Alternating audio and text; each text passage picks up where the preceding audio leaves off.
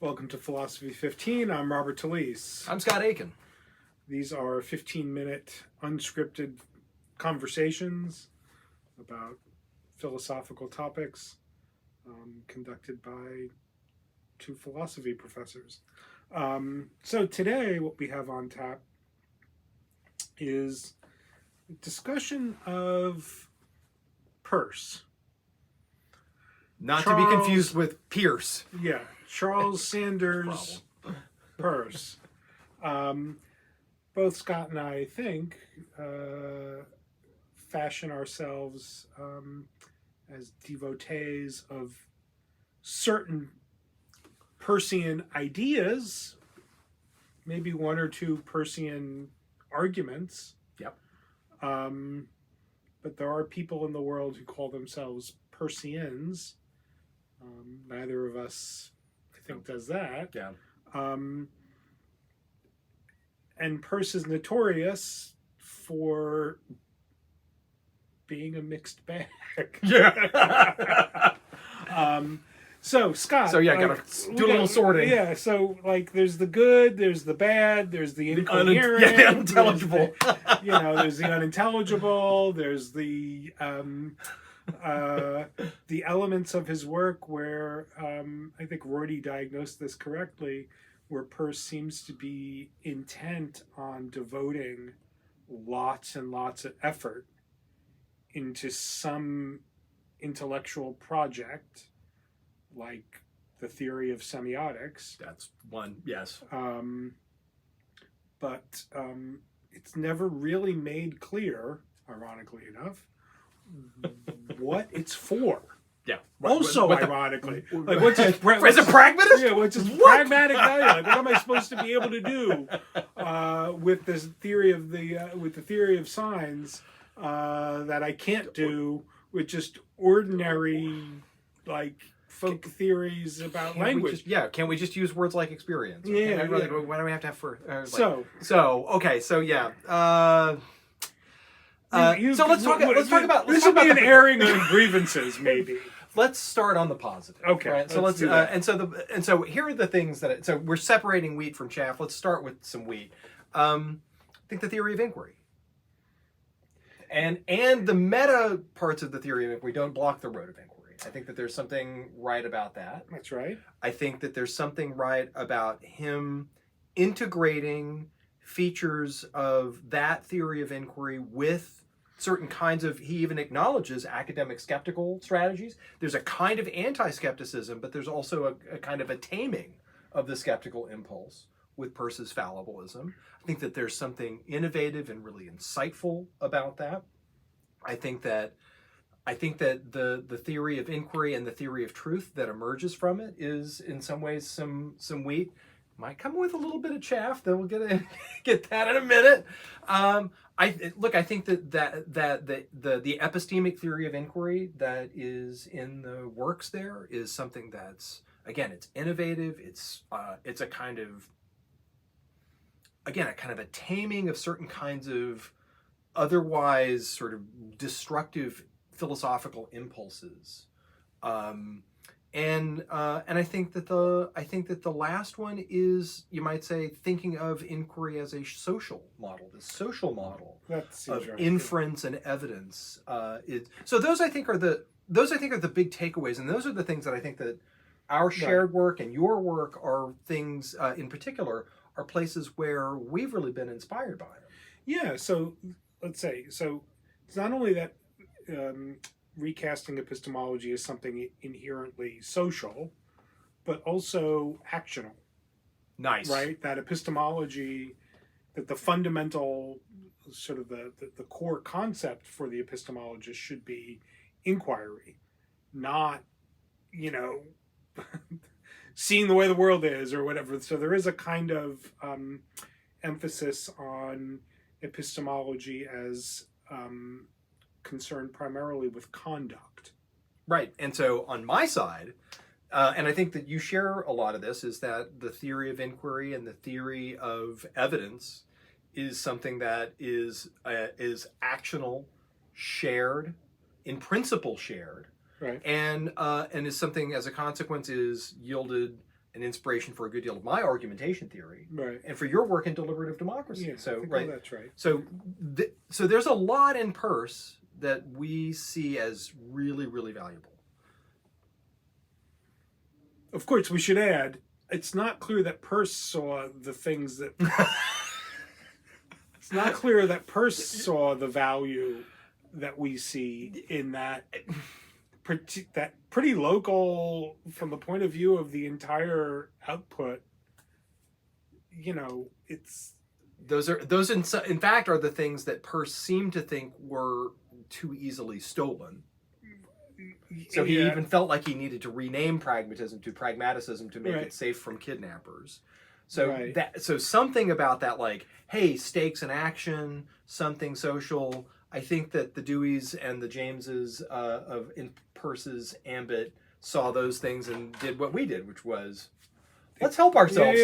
That's right. Let us help ourselves to it. So Peirce probably would look at us and probably lump us with them. Yeah, well, I mean, he was not. There weren't very many people he liked, but you know, shouldn't we also say as another bit of wheat? You know, and again, you have to be careful here because this is again a kind of cherry picking point. The early essays and the inferentialism in the early in the anti-Cartesian essays, that. Which bears some connection to the pragmatism stuff, the overtly pragmatist stuff. That's right, because the inferentialism is a kind of actionism. That's right. Yeah.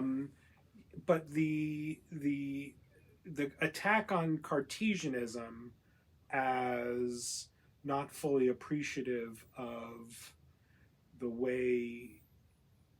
I mean, I don't know how else to put it. How thought works, and doubt. Right. That there's something holist about meaning, right? And non-atomic about meaning. That's right. Yeah. So you seem to get very early expressions of thoughts that become very, very central in much later work that we would now, I think, call pragmatism. So certainly Brandom. So the inferentialism as a program, I think, traces its way back to I think that's right. So if you think that that's valuable as a philosophical project, even if you think it's wrong, same thing with the epistemic theory of truth. Like, don't like the epistemic theory of truth, this is a really interesting version of it. Yeah, that's right. It's a good version of it. So far we've got a couple of places where Peirce has insights, introduced something. Yeah. Wasn't always keen on the follow through. Well, so here's, I think, that the issue, which is like this. So a puzzle with inferentialism is, okay, how do you get representational content? It's clear that there are representations, and so. How does one get representational content? If one thinks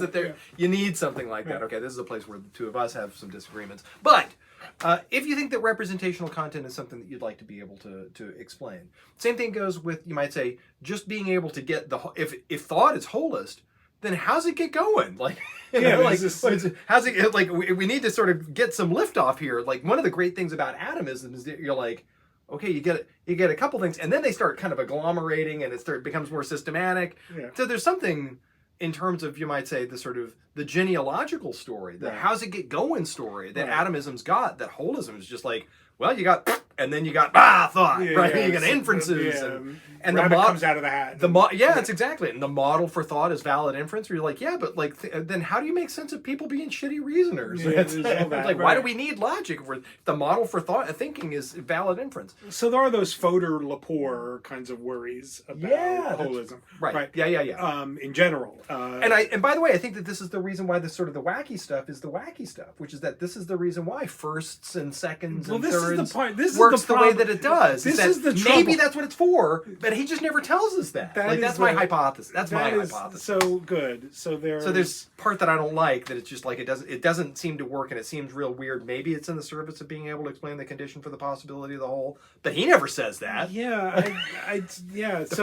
What's a fucking third? First, I feel like I get what a third is, which it's a relational. Maybe it's like the gift model for thirds. But no, it's supposed to be, at least if you...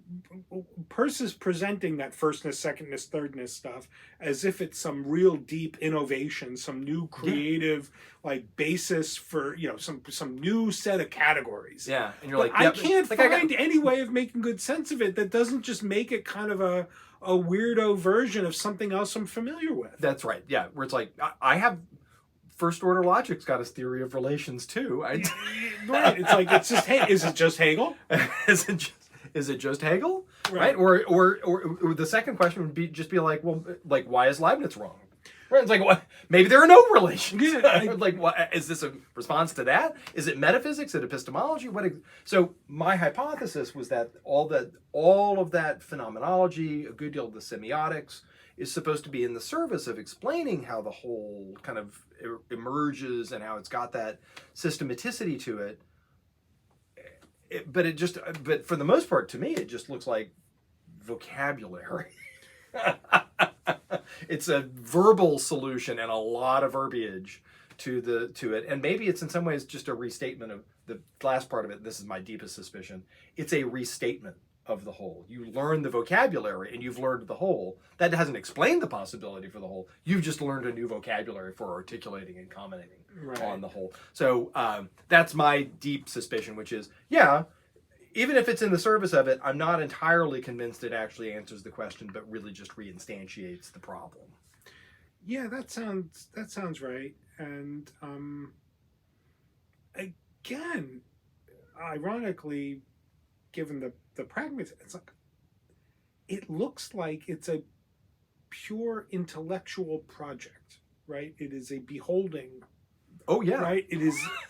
It doesn't look like it's necessary from the point of view of better understanding, what the sciences do. I mean, I think he has hopes that getting his first and second, getting his categories right, getting the theory of signs right, getting some of the other stuff right about statistical inference. All this is supposed to be a kind of groundwork for empirical scientific inquiry. A very non-holist thought, by the way. Yeah, but I don't really... It's hard to find him in places sort of making explicit what the payoff is supposed to be. Well, this, by the way, is one of the great ironies of Peirce, is that so much of the work is about the elements of the community of inquiry and about the fact that there got to be these on-ramps, about clarity, as we had joked earlier. It is unclear what the stakes are for a lot of this work. It's pretty clear what some of the stakes are for consequences of foreign capacities. Right? Yeah, it's I know what is happening there. I know what the payoff is, and I know who, if you're right, who's wrong with the fixation of belief. It is loud and clear. I don't know how to answer the "if you're right, who's wrong" answer with the phenomenology. Yeah, I don't know how to answer the question of you got right. icons wrong. What? Yeah. Peirce is right, except for the icons part. I don't know. How does that? What does that mean? What does that entail? Yes. I mean, what would it even entail for the theory of signs stuff to be wrong? And right? And I don't even know what it would mean. How would it change the rest of the system? He's got the wrong theory of signs. I don't know what it is for a theory of signs to be correct, or a subject of inquiry, for that matter. Yeah, what does it mean for a theory of signs to be the subject of inquiry as it's understood in the fixation of belief? Yeah. There are hypotheses. There are. I really just don't get it. So, I guess the part is that the upshot is that Scott and I both, in a certain limited way, pick up things from Peirce that are really Right. valuable and Right. deeply insightful, and then the rest of it is just a complete mystery. Yeah. So in this regard, we're like, yeah, we're very picky thieves. That's Maybe how Peirce would even picky kidnappers or something. well, you know what that means. That means we're done. Thanks for watching Philosophy 15. We'll see you next time.